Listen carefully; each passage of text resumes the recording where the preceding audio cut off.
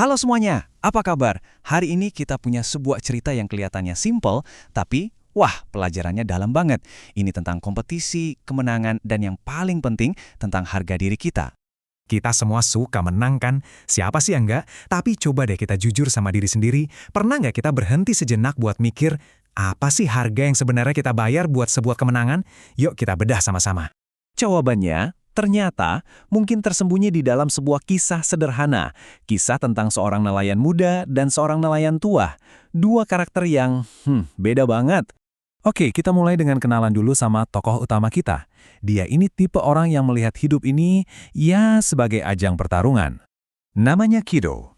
Umurnya 25 tahun, tinggal di sebuah desa di Jepang yang ya harusnya sih damai ya. Tapi di dalam kepala Kido cuma ada satu hal, satu obsesi yang mengendalikan segalanya. Dia harus selalu jadi pemenang. Buat Kido tuh, nggak ada yang namanya kegiatan santai. Semuanya kompetisi. Jalan ke danau, itu balapan. Lempar batu, jadi lomba lempar terjauh. Dan tentu aja, mancing, itu udah kayak perang habis-habisan buat dapetin ikan paling gede. Pokoknya setiap detik itu kesempatan buat buktiin kalau dia yang terbaik. Nah, disinilah masalahnya.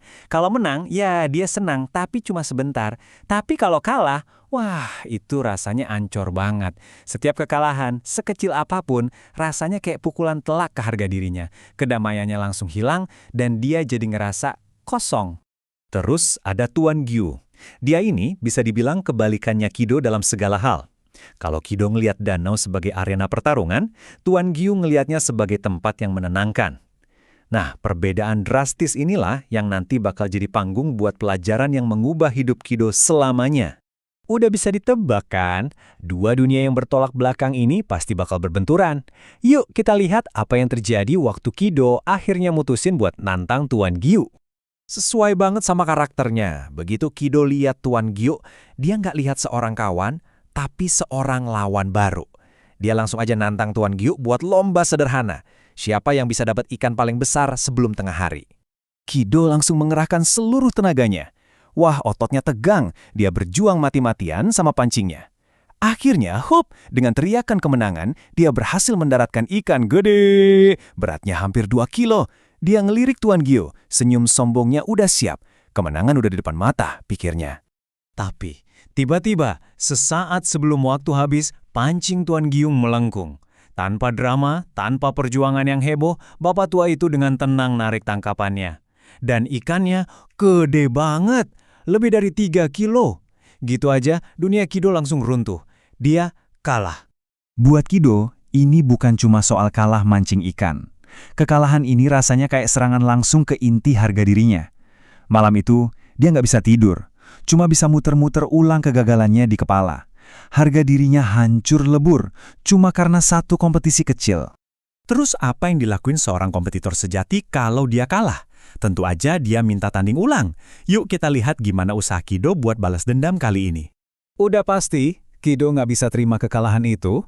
Besok paginya, dengan semangat yang didorong oleh rasa malu dan hasrat buat membuktikan diri, dia balik lagi ke danau dan langsung menantang Tuan Gyu. Tanding ulang. Dan kali ini, Kido menang. Dia fokus banget dan beneran dapat ikan paling besar hari itu. Rasanya lega banget. Harga dirinya kayaknya udah pulih. Atau setidaknya itu yang dia kira. Tapi ada yang aneh. Reaksi Tuan Gyu. Dia sama sekali nggak kelihatan kecewa.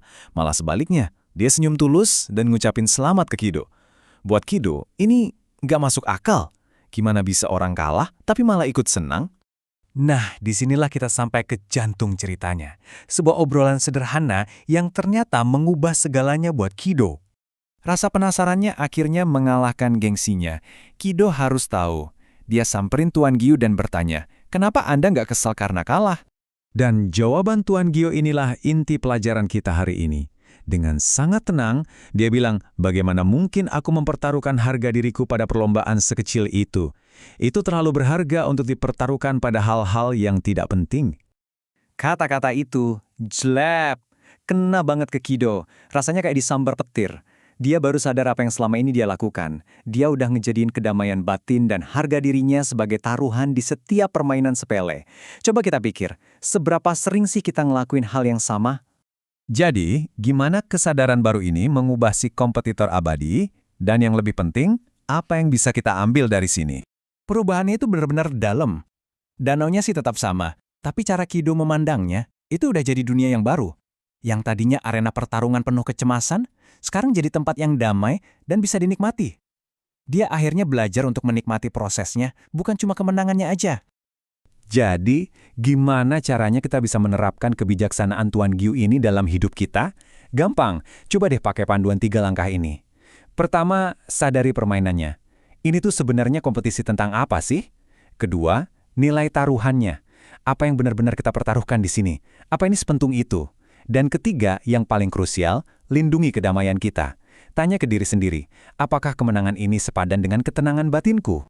Oke, sebagai penutup, aku mau ninggalin kalian dengan satu pertanyaan ini. Pertarungan apa, entah itu di tempat kerja, di media sosial, atau bahkan di dalam kepala kita sendiri, yang bisa kamu lepasin minggu ini? Pertarungan mana yang sebenarnya nggak sepadan dengan kedamaianmu? Coba deh direnungkan. Terima kasih sudah menyimak.